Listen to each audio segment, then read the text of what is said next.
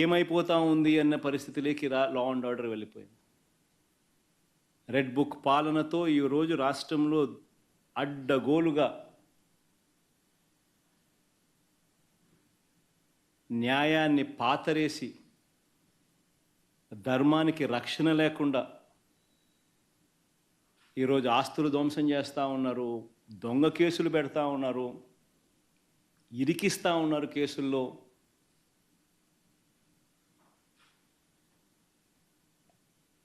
ఇష్టం వచ్చినట్టుగా రాజ్య పరిపాలన చేస్తూ ఉన్నారు. అన్ని రకాలుగా ఫెయిల్ అయిపోయిన ఈ ప్రభుత్వం చివరికి ప్రతి అతుగులోనూ డైవర్షనే, ప్రతి అడుగులోనూ డైవర్షనే. ఈ డైవర్షన్ పాలిటిక్స్ అన్నిటివి ఏ స్థాయిలో ఉన్నాయి అనేది ఒకసారి గమనిస్తే ఆశ్చర్యం కలిగించే విధంగా ప్రతి అడుగులోనూ డైవర్షన్ డైవర్షన్ డైవర్షనే కనిపిస్తాయి. ఎందుకనంటే ఒకసారి గమనిస్తే ఇదే పెద్ద మనిషి చంద్రబాబు నాయుడు గారి హయాంలో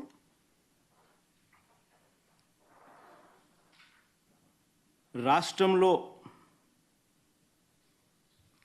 అరాచక ఆటవిక పాలన మీద మేము ఢిల్లీకి వెళ్ళి ధర్నా చేస్తే డైవర్షన్ చేసేందుకు చంద్రబాబు నాయుడు ఏం చేస్తాడు? అదే రోజు మదనపల్లెకు చాపర్ పెట్టి మదనపల్లిలో ఫైల్స్ కాలిపోయాయి అంటే అదే పనిగా పంపిస్తాడు, అక్కడి నుంచి టాపిక్ డైవర్ట్ చేసేందుకు.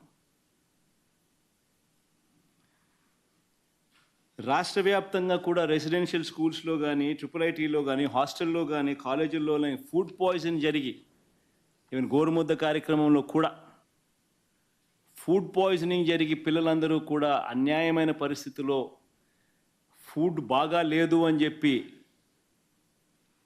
కనిపిస్తూ ఉన్న పరిస్థితుల్లో డైవర్షన్ పాలిటిక్స్ ఏమంటాడు? చంద్రబాబు ప్రమాణ స్వీకారానికి 30 ఏళ్ళు అంటూ సెలబ్రేషన్స్తో డైవర్షన్ అంటాడు.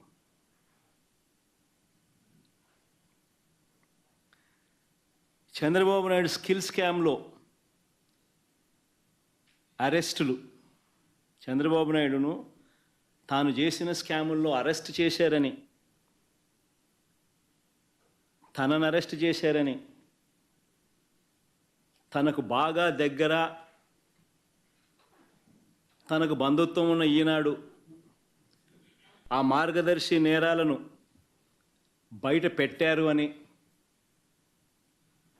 ఆ IASలు, ఆ IPSలు అధికారులను వేధిస్తూ ఉన్న పరిస్థితులు,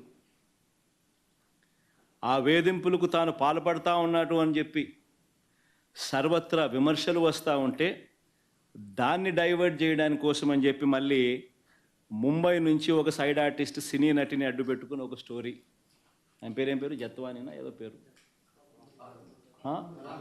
కాదా, ఆయన పేరుతో మాదొక డైవర్షన్ స్టోరీ.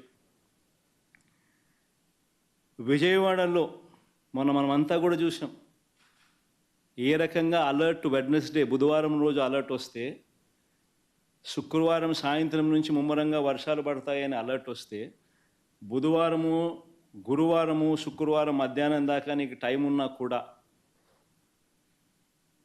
చంద్రబాబు నాయుడు గారు అనే వ్యక్తి తాను రివ్యూ తీసుకోకపోవడం వల్ల ఇరిగేషన్ సెక్రటరీ కానీ, రెవెన్యూ సెక్రటరీ కానీ, హోమ్ సెక్రటరీ కానీ వీళ్ళందరి ఆధ్వర్యంలో చీఫ్ సెక్రటరీతో ఒక రివ్యూ తీసుకొని వాళ్ళకు బాధ్యతలు అప్పచెప్పుంటే 60 మంది చనిపోయే ప్రమాదం ఉండేది కాదు అని తెలిసి